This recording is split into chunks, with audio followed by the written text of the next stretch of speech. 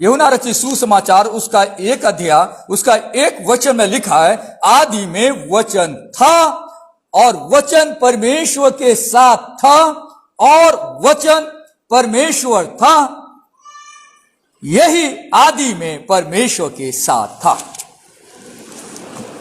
देखने में बहुत ही छोटा यह एक पद है, पर इस एक पद के ऊपर में एक किताबें नहीं कई किताबें लिखी जा सकती है।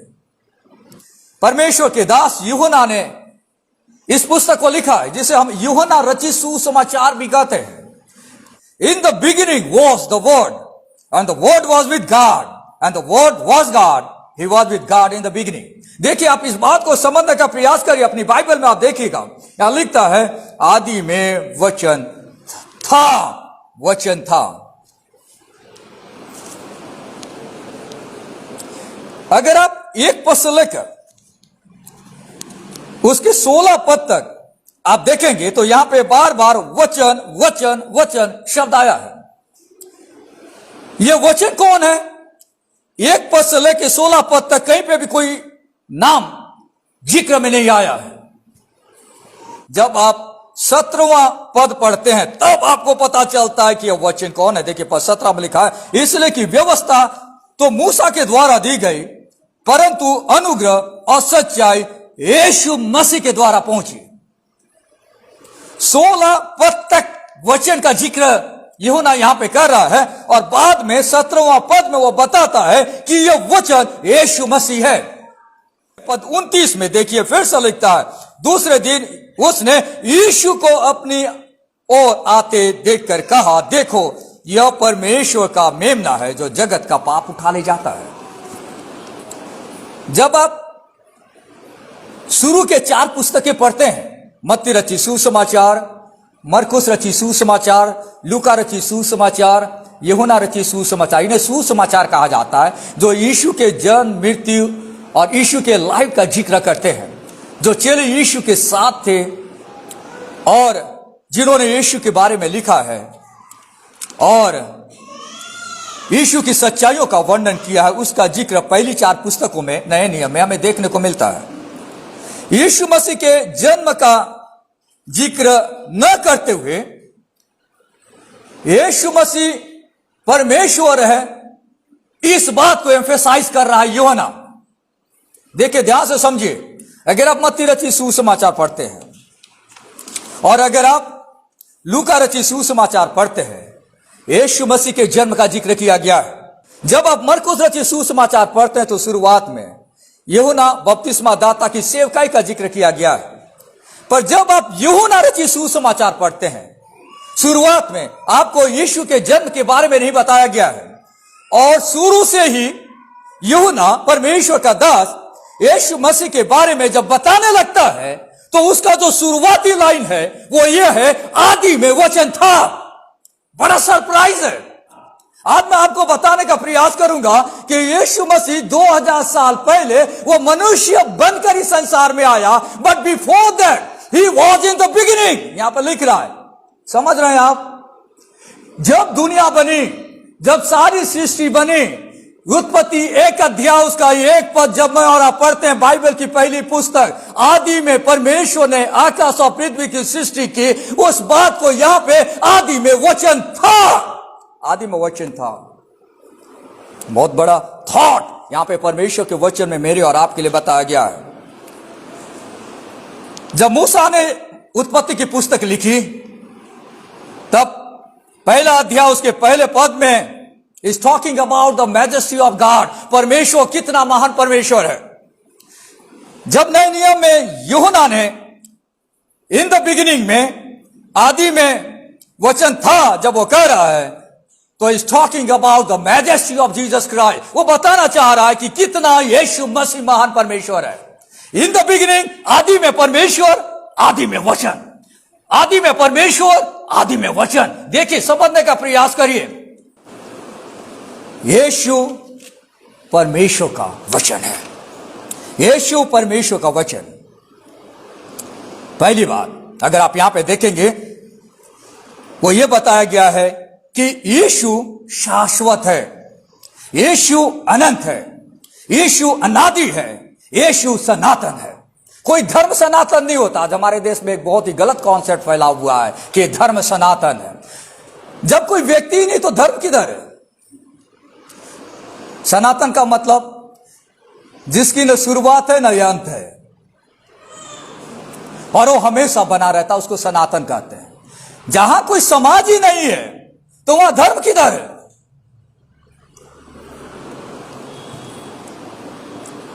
बाइबल बताती है कि यीशु सनातन है। आदि का मतलब समझ रहे हैं? बिगिनिंग, शुरुआत, शुरुआत। Jesus is eternal. जैसे मैंने आपसे कहा, जब आप आदि में शब्द सुनते हैं हिंदी में और इंग्लिश में इन द बिगिनिंग, हमें बैक उत्पत्ति की पुस्तक, पहली पुस्तक, पहला अध्याय, पहला पद की ओर हमें लेकर जाता है। जब परमेश्वर ने आकाश और पृथ्वी को बनाया, यानी जब संसार की शुरुआत हुई, जब जगत की शुरुआत हुई, उस समय ऑलरेडी वचन था। इसका मतलब क्या है? यीशु मसीह जब संसार बना, यीशु मसीह ऑलरेडी था।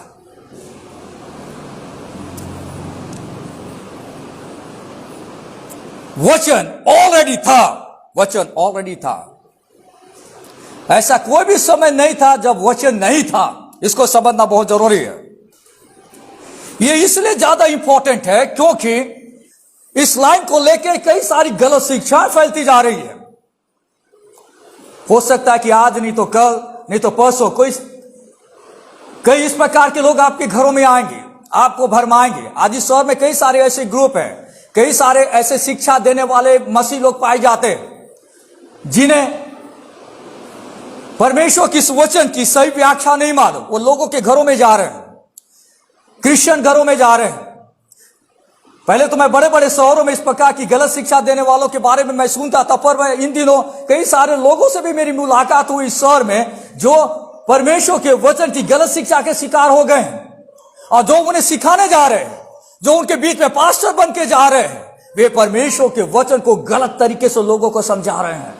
और आम आदमी को तो वैसे भी परमेश्वर के वचन के बारे में नहीं मालूम, क्योंकि जो पढ़ा लिखा इंसान है उसने अपनी जिंदगी नौकरी पेशा में बिता रखी है, उसके पास टाइम ही नहीं है परमेश्वर के वचन को जानने के लिए।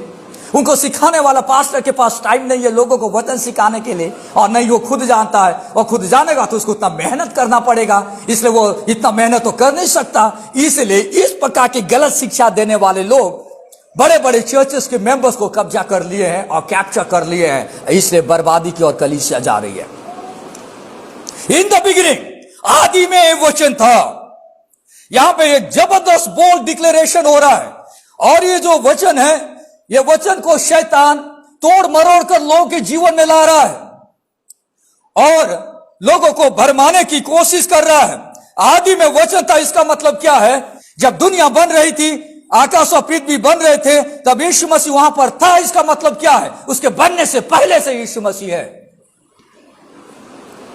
कई सारे हेरेटिकल टीचिंग, कई सारे गलत शिक्षाएं फैलती जा रही है, और ये आज की बात नहीं है। अगर आप क्रिश्चियन हिस्ट्री को पढ़ते हैं, कैसे थियोलॉजी डेवलप हुए वर्ल्ड में, अगर आप पढ़ते हैं सेकेंड सेंचुरी ऑनवर्ड्स, दूसरी शताब्दी के बाद 1800 साल का इतिहास को अगर आप पढ़ते हैं, क्रिश्चियन इतिहास को, कैसे बाइबल की शुद्धता को मेंटेन करने के लिए प्रभु के लोगों ने मेहनत किया, परिश्रम किया। अगर आप उतना पीछे जाएंगे और इतने सालों के इतिहास को पढ़ेंगे तो बीच बीच में कई सारे गलत शिक्षक पैदा हुए जिन्होंने परमेश्वर के वचन को गलत तरीके से लोगों तक पहुंचाने का प्रयास किया।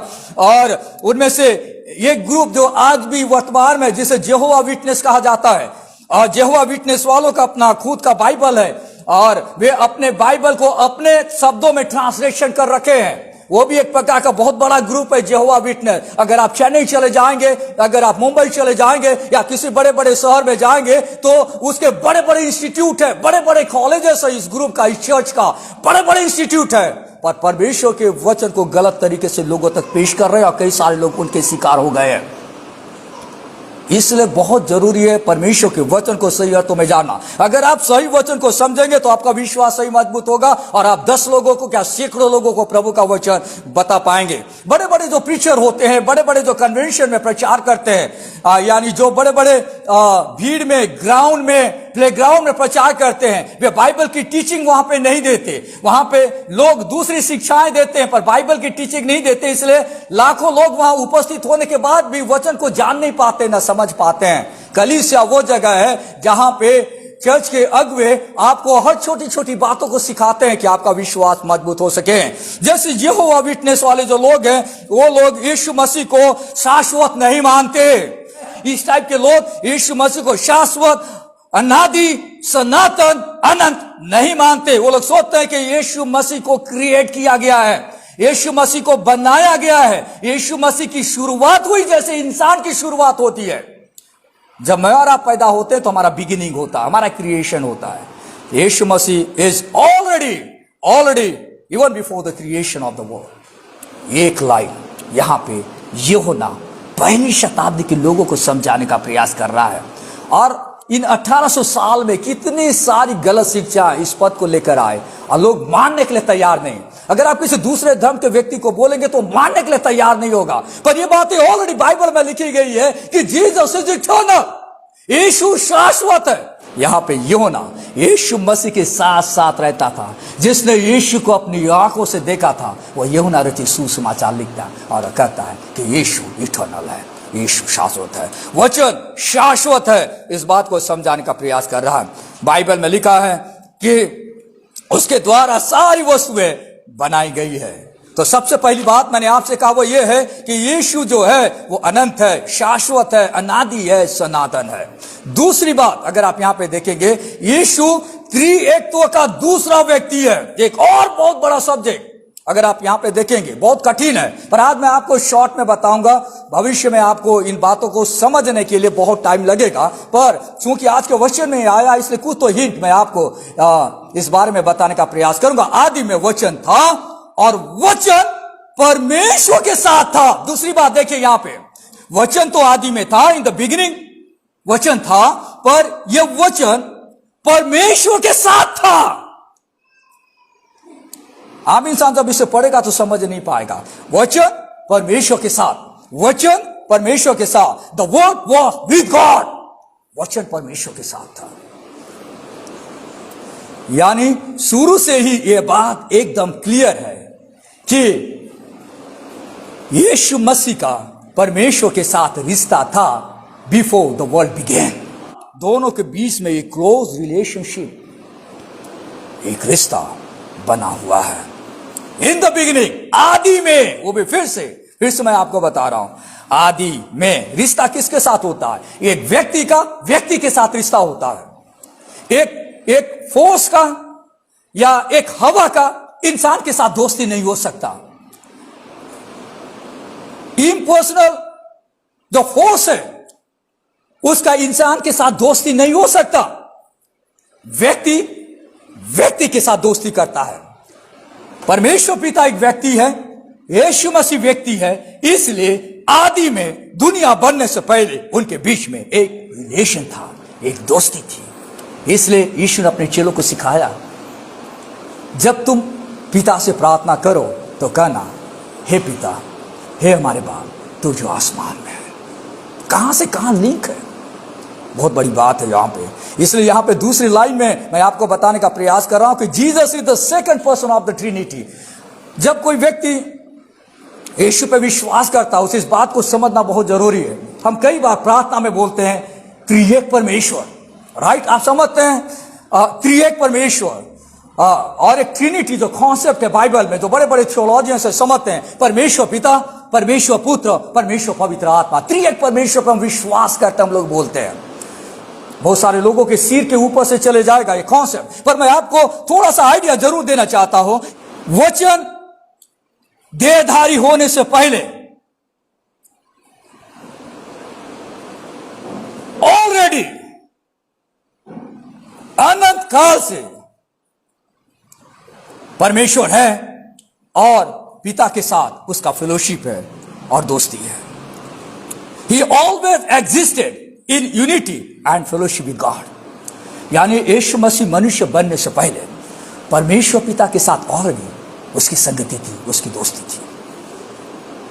पर इसमें बड़ी बात आपको समझना यह है कि आदि में वचन था और यह वचन परमेश्वर के साथ था, क्योंकि दुनिया थी नहीं, दुनिया बनी ही नहीं थी, तब से वचन है और वो वचन परमेश्वर के साथ है। परमेश्वर का वचन बहुत ही क्लियर है। गॉड इज वन, परमेश्वर एक है, who exist in 3 distinct person. इसका मतलब क्या है? एक ही परमेश्वर है और वो 3 व्यक्तियों में विद्यमान या मौजूद है, हम कह सकते हैं आम भाषा में। बहुत कठिन है, इसे समझना हमारे बस की बात नहीं है, पर बाइबल बताती है 3 गॉड नहीं है, एक ही गॉड है, 1 गॉड 3 पर्सन। एक बहुत बड़ा कॉन्सेप्ट है, पर आपके दिमाग में मैं डालना चाह रहा हूं कि हर व्यक्ति यानी पिता परमेश्वर है, पुत्र परमेश्वर है, पवित्र आत्मा परमेश्वर है, पर 3 परमेश्वर नहीं है, 3 अलग अलग गॉड नहीं है, एक ही गॉड है, एक ही परमेश्वर है और एग्जिस्टेड इन 3 डिस्टिंक्ट पर्सन। हर व्यक्ति पूर्ण रूप से परमेश्वर है। यीशु त्रिएकत्व का दूसरा व्यक्ति है। पहला परमेश्वर पिता, परमेश्वर पुत्र और परमेश्वर पवित्र आत्मा। इसे हम लोग कहते हैं कि परमेश्वर पिता, परमेश्वर पुत्र और परमेश्वर पवित्र आत्मा। तीसरी बात, अगर आप यहां पे देखेंगे, वचन परमेश्वर के साथ था और वचन परमेश्वर था। कैसा आपको नहीं लग रहा है? क्या बताना चाह रहा है यूहन्ना? दिमाग काम नहीं करेगा समझने के लिए, इसलिए बाइबल की कई सारी बातें हमारे लिए भेद है। भेद मतलब मिस्ट्री कहा जाता है, जिसे आम पब्लिक, आम व्यक्ति को समझने के बड़ा मुश्किल है। पर अगर आप एक बोर्न अगेन व्यक्ति, अगर आपने उद्धार को पाया है, तो कुछ बातें जरूर आपके दिमाग में आएगी। तीसरी जो बात यहाँ पे कही गई है वो ये है कि वचन परमेश्वर था, वचन परमेश्वर था। दूसरे शब्दों में यूहन्ना बता रहा है कि वचन परमेश्वर है। वर्ड इज गॉड, वचन परमेश्वर है। हम इंग्लिश में कहते हैं कि वर्ड वॉज गॉड, वचन परमेश्वर था। यीशु मसीह एक परमेश्वर है, ऐसा करके यहोवा विटनेस वाले बताते हैं। इसके कारण कई सारे लोग उस ग्रुप में शामिल हुए। अगर आप किसी हिंदू व्यक्ति को बताएंगे कि यीशु मसीह भी एक परमेश्वर है, तो उसको कोई समस्या नहीं है, उसको कोई समस्या नहीं। ऑलरेडी उसके पास 33 करोड़ देवी देवताएं हैं। अगर आप बोलेंगे कि एक और देवता को जोड़ दो, तो उसको कोई समस्या नहीं है। बोले हाँ, यीशु मसीह को हम भी मानते हैं, पर वो ये विश्वास नहीं करता कि यीशु एकमात्र परमेश्वर है। That one he doesn't believe. समझ रहे हैं आप फर्क? उसके लिए यीशु एक परमेश्वर है कोई बड़ी बात नहीं है। उनके लिए कोई भी व्यक्ति परमेश्वर हो सकता है, उनके लिए तो एक पत्थर भी परमेश्वर हो सकता है। पर यीशु पर विश्वास करने वाला व्यक्ति वैसा नहीं मानता। यीशु पर विश्वास करने वाला व्यक्ति जानता है कि एक ही परमेश्वर है, एक ही परमेश्वर है। There is only one God. ये चीज से वो व्यक्ति सहमत नहीं होता, इसलिए तो बहुत सारे लोग देवताओं को मानता है वो। पर जब आप यीशु पर विश्वास करते हैं, तब आप इस बात को जानते हैं एक ही परमेश्वर है, एक ही परमेश्वर है और सारी दुनिया उसकी रचना है, सारे पेड़ पौधे उसकी रचना है। हम कृति की नहीं, कर्ता की आराधना करते हैं। बहुत फर्क है, बहुत फर्क है, सोच में बहुत फर्क है। आपको समझना पड़ेगा, बहुत फर्क है। उनका बाइबल का नाम है न्यू वर्ल्ड ट्रांसलेशन। जब ये बाइबल वो लोग पढ़ते हैं या उनकी बाइबल में अनुवाद हुआ कि यीशु मसीह एक ईश्वर है, एक परमेश्वर है। आज हमारे बिलासपुर में भी कई सारी इस प्रकार की शिक्षा देने वाले लोग पाए जाते हैं। वचन की क्लैरिटी उनके पास नहीं है। अगर ऐसा होता तो मैं और आप यीशु मसीह पे क्यों विश्वास करते? फिर क्यों यीशु पे विश्वास करना जब बहुत सारे ईश्वर और परमेश्वर पाए जाते हैं? यीशु मसीह एकमात्र परमेश्वर है, एकमात्र परमेश्वर है। परमेश्वर के वचन में लिखा है कि यीशु मसीह परमेश्वर है और वो पिता के साथ इक्वल है। आपको मालूम है, यीशु के जी उठने के बाद थोमा जो था वो अपने साथियों से कहने लगा, जब तक मैं यीशु मसीह को देखूंगा नहीं और उसके हाथ में जो कीले लगे वहां पे उंगली न डालूं, उसके पांजर में हाथ न डालूं, मैं विश्वास नहीं करूंगा। जब यीशु मसीह दिखाई दिया तो वो कहने लगा, हे मेरे प्रभु, हे मेरे परमेश्वर। यीशु मसीह ही परमेश्वर है, यीशु मसीह ही परमेश्वर है। और कौन है यह वचन? यूहन्ना 1 उसका 14 में लिखा है, यूहन्ना 1 उसके 14 में लिखा है, वचन देहधारी हुआ। कौन हुआ? यीशु मसीह देहधारी हुआ। जो यूनानी लोग होते थे वे वचन शब्द के लिए लोगोस शब्द इस्तेमाल किया करते थे। जब आप बाइबल में पढ़ेंगे तब आपको कई जगह पुराने नियम में लोगोस शब्द इस्तेमाल में आया है। और वहां पे आप देखेंगे जैसे भजन संहिता उसका 33वां अध्याय उसका 6वां पद, देखिए यहां पे ये शब्द इस्तेमाल में आया है पुराने नियम में। 33वां अध्याय उसका 6वां पद, आकाश मंडल यहोवा के वचन से, वचन वर्ड, आगे यहां पे देखिए वर्ड, वचन से बना आकाश मंडल, परमेश्वर के वचन से बना। देखिए भजन 107 उसका 20 पद में क्या लिखा है? वो अपने वचन के द्वारा उनको चंगा करता है। वचन के द्वारा परमेश्वर चंगा करता है। वचन कौन है? यहां बताता है यीशु मसीह है। वचन में बड़ा सामर्थ है, यीशु मसीह में बड़ा सामर्थ है। परमेश्वर ने कहा ये चीज बन जा, शब्द निकाला, वो चीज बन गया। और बाइबल बताती है कि वो वचन यीशु मसीह है। यीशु मसीह ने सारी दुनिया को बनाया, आकाश और पृथ्वी की उसने रचना की। उस समय जो यहूदी लोग थे, उस समय जो यूनानी लोग थे, वे कई सालों से इंतजार कर रहे थे, जानने के लिए सोच रहे थे कि ये लोगोस कौन है। लोगोस ग्रीक शब्द है, हिंदी में वचन, इंग्लिश में वर्ड। लोगोस कौन है? बाइबल में लिखा है कि परमेश्वर ने वचन के द्वारा दुनिया को बनाया। ये वचन कौन है? कई सालों तक लोग इंतजार कर रहे थे। और जब यीशु मसीह इस संसार में आ गया, यूहन्ना पहली शताब्दी में शुरुआत करता है इसी लाइन से कि आदि में वचन था, वचन परमेश्वर के साथ था और यही वचन ही परमेश्वर था। यूहन्ना 1 उसके 18वें पद में लिखा है, परमेश्वर को किसी ने कभी नहीं देखा, एक लौता परमेश्वर, एक लौता पुत्र जो पिता की गोद में है, उसी ने उसे प्रकट किया। परमेश्वर को किसी ने देखा ही नहीं है। जब यीशु मसीह संसार में आया तो लोगों को पता चला परमेश्वर कौन है। जब लोगों ने यीशु मसीह को देखा तब लोग जाने परमेश्वर कौन है। दूसरा रास्ता वर्ल्ड में था ही नहीं। लोग सोचते थे कि मूर्ति बना दे, इसको परमेश्वर मान ले। लोग सोचते थे ये आकाश को देखो, इसको परमेश्वर मान लो। लोग सोचते थे कि इस पेड़ को देखो, इसे परमेश्वर मान लो। लोग सोचते थे इस पत्थर को देखो, इसे परमेश्वर मान लो। लोग सोचते थे इस पहाड़ को देखो, इसे परमेश्वर मान लो। लोग सोचते थे इस नदी को देखो, परमेश्वर मान लो। ये चला रहा था। किसी ने तो परमेश्वर को देखा ही नहीं था। लोग परमेश्वर की खोज में थे, ढूंढ रहे थे वर्ल्ड में परमेश्वर कौन है। एक लौता पुत्र जो स्वर्ग से नीचे जमीन में आया, उसने परमेश्वर को प्रकट किया। तब लोग जान सके परमेश्वर कौन है। Only way to know God is through Jesus Christ. Yeshu Masih के जरिए दुनिया में लोग परमेश्वर को जान सकता है, अन्यथा ही कैनॉट, कभी नहीं जान सकता।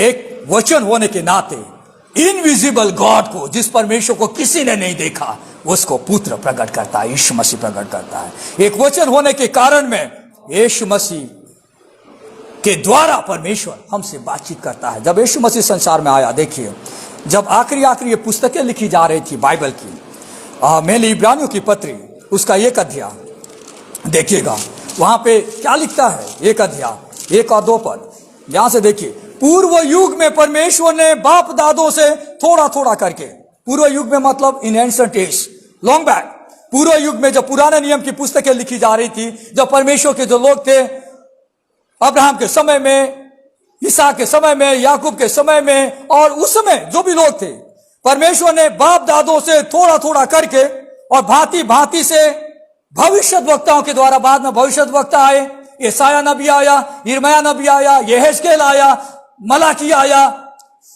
उनके द्वारा बातें कर इन अंतिम दिनों में हमसे पुत्र के द्वारा बातें की। पुत्र कौन है? यीशु मसीह। पुत्र के द्वारा बातें की, जिसे उसने सारी वस्तुओं का वारिस ठहराया और उसी के द्वारा उसने सारी सृष्टि की रचना की। समझ रहे हैं पॉइंट को? यहां पे समझना बहुत जरूरी है। यीशु परमेश्वर का वचन है, वो वचन जिस वचन को मानने से मैं और आप बच जाते हैं। परमेश्वर ने अपने वचन को, यीशु को इस संसार में भेजा। लोग सोचा करते थे वचन कौन है? जब परमेश्वर बोलता है तो ऐसा हो जाता है। परमेश्वर ने कहा ये हो जा, वो हो गया। परमेश्वर ने शब्द निकाला, हो गया। आखिर वचन कौन है? यही वचन यीशु मसीह है। पहले लाइन से इस बात को क्लियर कर दे रहा है और वो समझाने का प्रयास कर रहा है। मेरे प्रियो, यीशु मसीह परमेश्वर का वचन है। जिस वचन को लोग ढूंढ रहे थे, जिसके द्वारा दुनिया बनी, वो यीशु परमेश्वर का शब्द है। उस यीशु ने दुनिया को बनाया है। उस यीशु मसीह ने सारी वस्तु को बनाया। इसलिए पद 3 में लिखा, सब कुछ उसी के द्वारा उत्पन्न हुआ और जो कुछ उत्पन्न हुआ उसमें से कोई भी वस्तु उसके बिना उत्पन्न नहीं हुई। उस यीशु मसीह में सामर्थ है, उस शब्द में सामर्थ है। जो भी उस वचन को सुनता है वो बदल जाता है, वो बदल जाता है, कंप्लीटली चेंज हो जाता है, अंदर से चेंज हो जाता है। ऐसा चेंज हो जाता है कि दुनिया आंखें फाड़ कर उसे देखते रहती है। ये आदमी बना कैसे ऐसा? वचन ने उसे बदल दिया। यीशु परमेश्वर का वचन है और वो वचन आदि से है। किसी को नहीं लगना चाहिए कि यीशु मसीह मनुष्य बना उस दिन से उसकी शुरुआत हुई। नहीं, बिफोर द बिगिनिंग बिगेन, शुरुआत शुरू होने से पहले से ही, और उसी ने पूरी दुनिया को बनाया है। यीशु मसीह शाश्वत है। यीशु मसीह त्रिएकत्व का दूसरा व्यक्ति है। यीशु मसीह परमेश्वर है और यीशु मसीह वचन है। Jesus is the word. आइए प्रार्थना करें।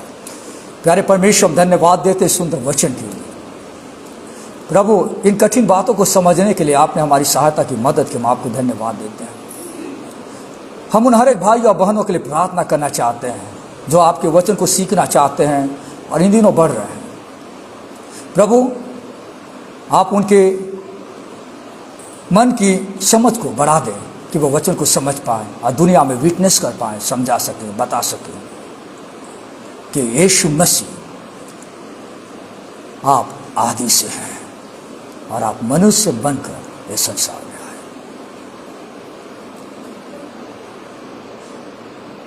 प्रभु, हम धन्यवाद देते हैं इस सुंदर वचन के लिए। आपके जरिए हमने परमेश्वर को जाना है और आज हम सुरक्षित हैं और आज हम आपकी संतान हैं।